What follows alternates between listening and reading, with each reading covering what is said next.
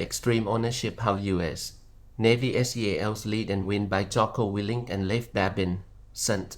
Martin's Press. The book derives its title from the underlying principle, the mindset, that provides the foundation for all the rest. Extreme ownership. Leaders must own everything in their world. There is no one else to blame. JOCKO, WILLINK and LEIF. BABIN. The idea for this book was born from the realization that the principles critical for SEAL success on the battlefield, how SEALs train and prepare their leaders, how they mold and develop high-performance teams, and how they lead combat, are directly applicable to success in any group, organization, corporation, business, and, to a broader degree, life. This book provides the reader with all formula for success, the mindset, and guiding principles that enable SEAL leaders and combat units to achieve extraordinary results. It demonstrates how to apply these directly in business and life to likewise achieve victory. JOCKO, WILLINK and LEIF. BABIN. From Extreme Ownership. The big ideas. Extreme ownership: what is it? No bad teams, only bad leaders. A true believer: are you one? Prioritize and execute. Simplify plus front sight focus. 3 alarm clocks. Discipline equals freedom. Leading people: challenging plus gratifying. Extreme ownership: absolutely owning everything in their world. Taking 100% responsibility for the success of their missions.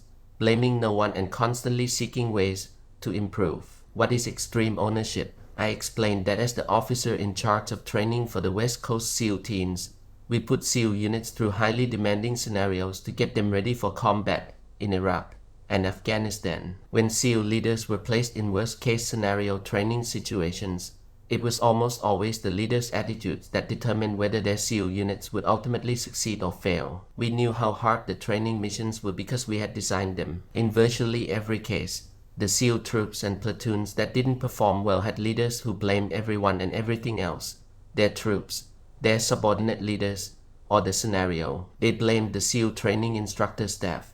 They blamed inadequate equipment or the experience level of their men. They refused to accept responsibility. Poor performance and mission failure were the result. The best performing SEAL units had leaders who accepted responsibility for everything. Every mistake, every failure or shortfall, those leaders would own it. During the debrief after a training mission, those good SEAL leaders took ownership of failures, sought guidance on how to improve, and figured out a way to overcome challenges on the next iteration. The best leaders checked their egos, accepted blame, sought out constructive criticism, and took detailed notes for improvement. They exhibited extreme ownership, and as a result, their SEAL platoons and task units dominated. There are no bad teams, only bad leaders. It was a shocking turn of events. Boat Crew VI, the same team in the same circumstances, only under new leadership, went from the worst boat crew in the class to the best. Gone was their cursing and frustration, and gone too was the constant scrutiny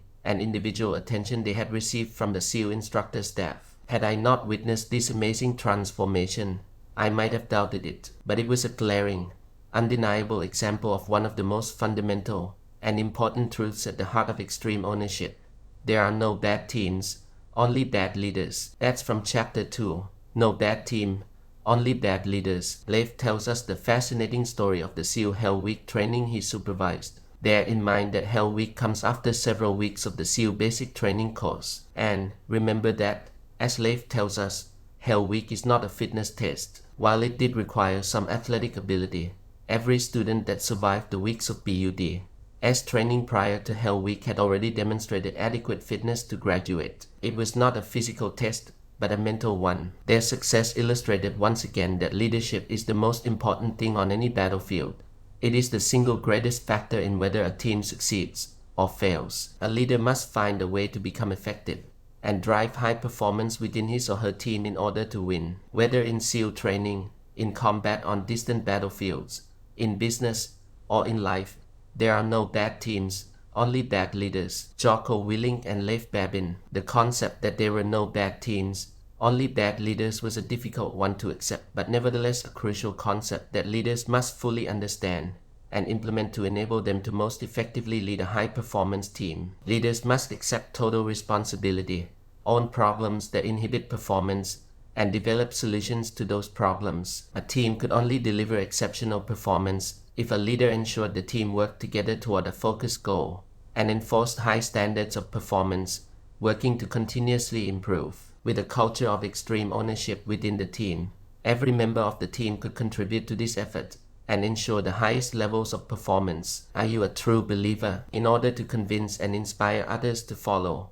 and accomplish a mission, a leader must be a true believer in the mission, even when others doubt and question the amount of risk, asking, is it worth it? The leader must believe in the greater cause. If a leader does not believe, he or she will not take the risks required to overcome the inevitable challenges necessary to win, and they will not be able to convince others, especially the frontline troops who must execute the mission, to do so. Leaders must always operate with the understanding that they are part of something greater than themselves and their own personal interests. They must impart this understanding to their teams down to the tactical level operators on the ground, far more important than training or equipment.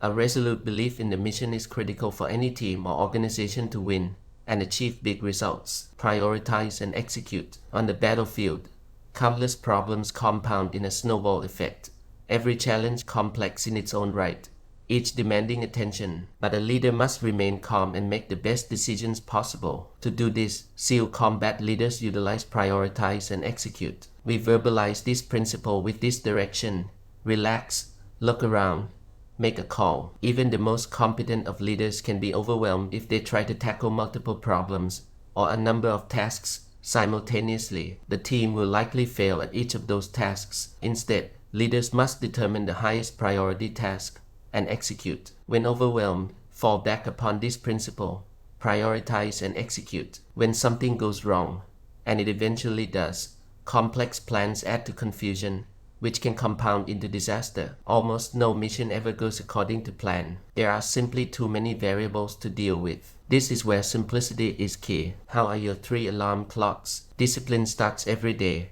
when the first alarm clock goes off in the morning. I say first alarm clock because I have 3, as I was taught by one of the most feared and respected instructors in SEAL training: 1 electric, 1 battery powered, 1 wind up. That way, there is no excuse for not getting out of bed, especially with all that rest. On that decisive moment, the moment the alarm goes off is the first test. It sets the tone for the rest of the day. The test is not a complex one. When the alarm goes off, do you get up out of bed, or do you lie there in comfort and fall back to sleep? If you have the discipline to get out of bed, you win. You pass the test. If you are mentally weak for that moment and you let that weakness keep you in bed, you fail. Though it seems small, that weakness translates to more significant decisions. But if you exercise discipline, that too translates to more substantial elements of your life. Leading people, challenging plus gratifying leadership is simple, but not easy. JOCKO, WILLINK, and LEIF. BABIN. If you like this note, you'll probably like The Way of the SEAL, the entrepreneurial roller coaster, resilience, unbeatable mind, unleash the warrior within. While there is no guarantee of success in leadership, there is one thing that is certain: leading people is the most challenging and, therefore, the most gratifying undertaking of all human endeavors. So, with that humbling reward in the distance, embrace the burden of command and go forward onto your battlefield, in whatever arena that may be, with the disciplined resolve to take extreme ownership, lead, and win. Leadership is simple, but not easy. JOCKO, WILLINK, and LEIF. BABIN.